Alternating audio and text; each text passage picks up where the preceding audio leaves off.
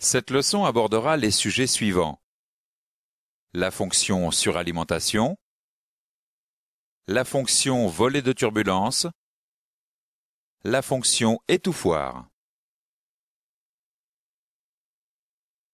La fonction suralimentation permet de contrôler la pression de suralimentation. Cette fonction utilise les éléments suivants: le capteur de pression atmosphérique intégré au calculateur, le capteur de pression de suralimentation et l'électrovanne de suralimentation. Vous pouvez déplacer le curseur de la souris sur les éléments pour les identifier.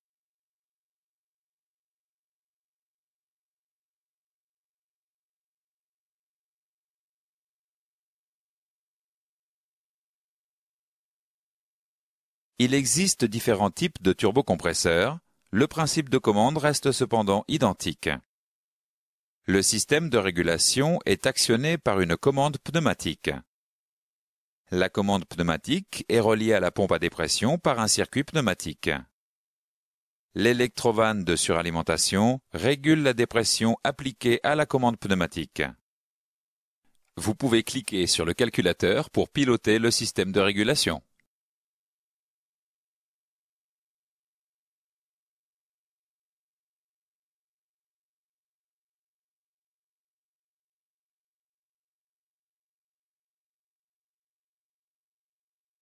Le capteur de pression informe le calculateur de la pression de suralimentation régnant dans le collecteur d'admission. Le calculateur pilote l'électrovanne de suralimentation par un signal RCO afin d'ajuster la pression de suralimentation. L'électrovanne contrôle la commande pneumatique actionnant le système de régulation du turbocompresseur. Le calculateur vérifie l'action de la commande à l'aide du capteur de pression. La pression atmosphérique permet d'ajuster la pression de suralimentation. Vous pouvez déplacer le curseur de la souris sur les éléments pour voir les stratégies utilisées pour cette fonction.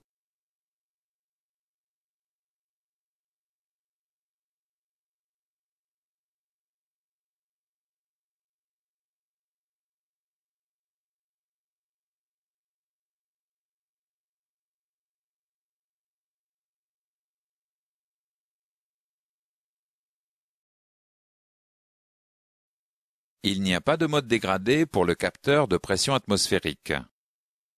En cas de défaillance du capteur de pression de suralimentation, le calculateur utilise des valeurs de commande limitant la pression de suralimentation. En cas de défaillance sur le circuit électrique ou pneumatique de la commande du système de régulation, le calculateur limite les performances du moteur. Vous pouvez déplacer le curseur de la souris sur les éléments pour voir les stratégies de mode dégradé.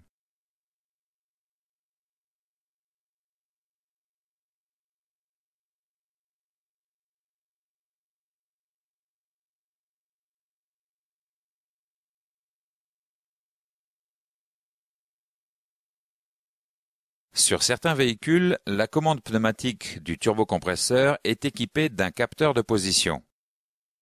Le rôle du capteur de position est d'augmenter la réactivité de la régulation de la pression de suralimentation. Lors d'un appui franc sur la pédale d'accélérateur, l'augmentation de pression n'est pas immédiate. En connaissant avec précision la position du système de régulation, le calculateur anticipe la commande en cas de changement très rapide de la valeur de consigne.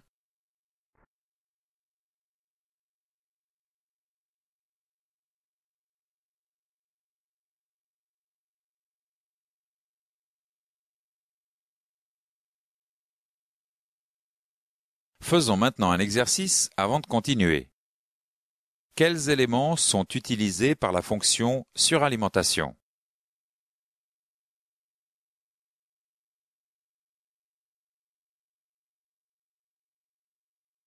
Dans ce chapitre, nous avons vu les points suivants.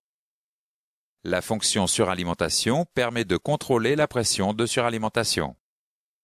L'électrovanne de suralimentation régule la dépression appliquée à la commande pneumatique.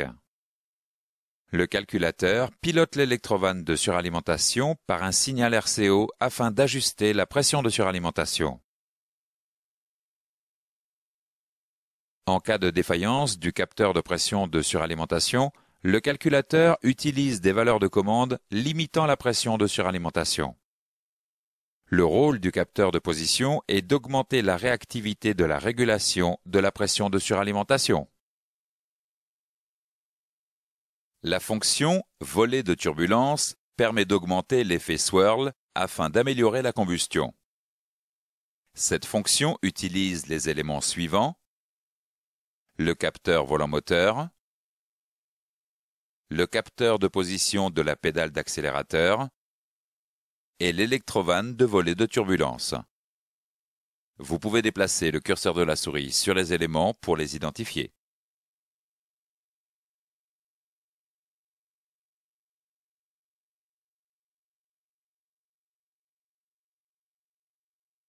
Sur les moteurs équipés de volets de turbulence, chaque cylindre est alimenté en air par deux soupapes reliées chacune à un conduit d'admission.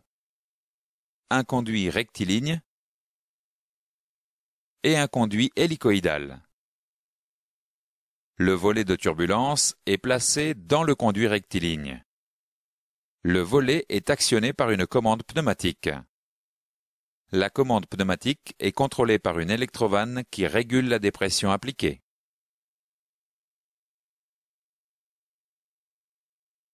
Le swirl est un mouvement tourbillonnaire qui permet de favoriser la combustion.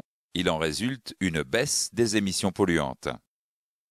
Cliquez sur l'électrovanne pour ouvrir le volet de turbulence. Lorsque le volet est ouvert, l'air passe par les deux conduits à la fois. L'effet swirl est faible. Cliquez sur l'électrovanne pour fermer le volet de turbulence. Lorsque le volet est fermé, l'air passe uniquement par le conduit hélicoïdal. L'effet swirl est maximum. L'effet swirl nécessite la fermeture d'un conduit d'admission. Il en résulte une perte de puissance du moteur. L'activation du volet de turbulence ne se fait qu'à faible régime moteur et faible charge. Vous pouvez déplacer le curseur de la souris sur les éléments pour voir les stratégies utilisées pour cette fonction.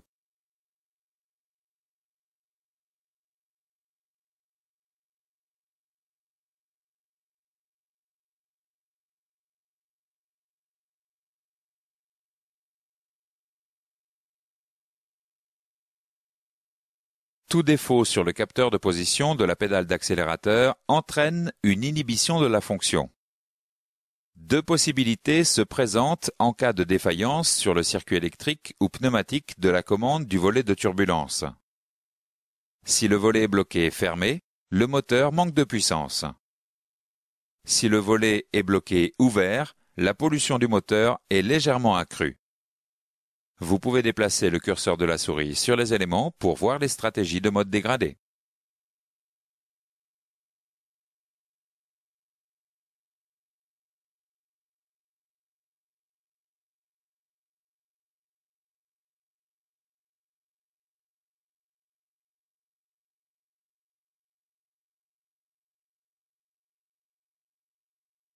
Faisons maintenant quelques exercices avant de continuer. Dans quelles conditions le volet de turbulence est-il actionné?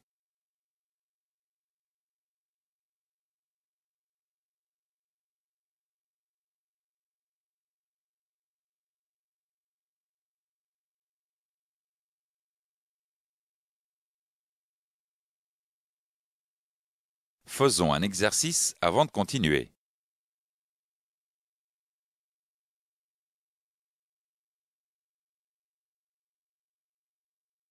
Dans ce chapitre, nous avons vu les points suivants. La fonction volet de turbulence permet d'augmenter l'effet swirl afin d'améliorer la combustion. Le volet de turbulence est actionné par une commande pneumatique. La commande pneumatique est contrôlée par une électrovanne qui régule la dépression appliquée. Le swirl est un mouvement tourbillonnaire qui permet de favoriser la combustion. Il en résulte une baisse des émissions polluantes. L'activation du volet de turbulence ne se fait qu'à faible régime moteur et faible charge. Deux possibilités se présentent en cas de défaillance sur le circuit électrique ou pneumatique de la commande du volet de turbulence. La fonction étouffoir permet d'obtenir un arrêt franc du moteur.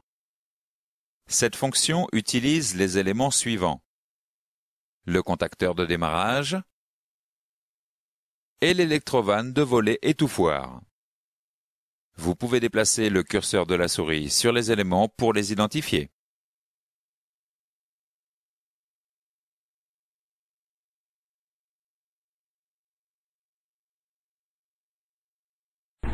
Le volet étouffoir est un papillon permettant d'obstruer complètement le conduit d'admission. Cliquez sur le contacteur de démarrage pour arrêter le moteur. Lors de l'arrêt du moteur, le volet étouffoir coupe l'alimentation en air du moteur. Le volet étouffoir évite les vibrations dues au mouvement résiduel du moteur. Le volet est actionné par une commande pneumatique. Une électrovanne autorise le passage de la dépression pour fermer le volet. Une réserve de dépression est placée sur le circuit de dépression. Cette réserve contient la quantité de vide nécessaire à une fermeture du volet. Le contacteur de démarrage informe le calculateur de la coupure du contact. Le calculateur commande l'électrovanne qui ferme le volet étouffoir. L'alimentation de l'électrovanne est maintenue pendant quelques secondes. Le volet est à nouveau ouvert pour préparer le prochain démarrage du moteur. Vous pouvez déplacer le curseur de la souris sur les éléments pour voir les stratégies utilisées pour cette fonction.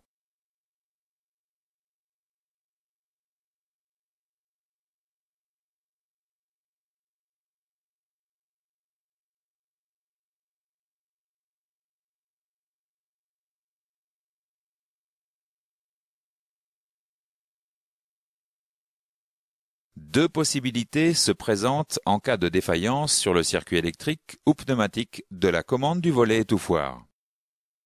Si le volet est bloqué fermé, le moteur ne démarre pas ou cale après le démarrage. Si le volet est bloqué ouvert, l'arrêt du moteur n'est pas franc. Vous pouvez déplacer le curseur de la souris sur les éléments pour voir les stratégies de mode dégradé.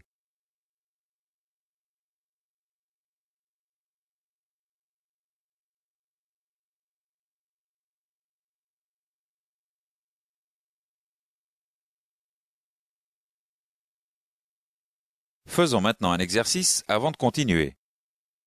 Quel est le rôle de la fonction volet étouffoir?